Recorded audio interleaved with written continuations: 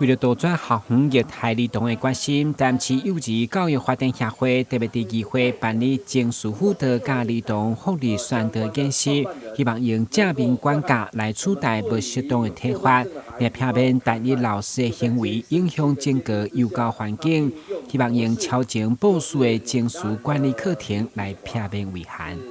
一些工作者，他有时候因为个人的行为没有办法去控制的情况之下，往往会出锤啦，所以平常的教育非常的好。所以我们的幼教协会今天就是非常的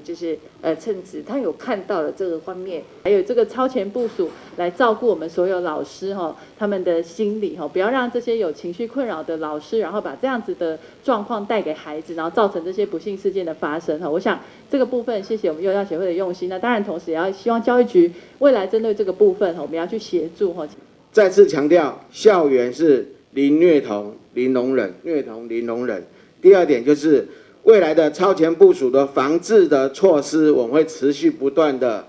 宣导跟运作。第三点，站在幼教业者跟幼教师的角度，每一位孩子都是我们大家的宝贝，可是我们的老师更是我们的心头肉，所以我们在老师、亲子、亲师、师生之间，我们会努力的去做好最好的一个预防跟准备的动作。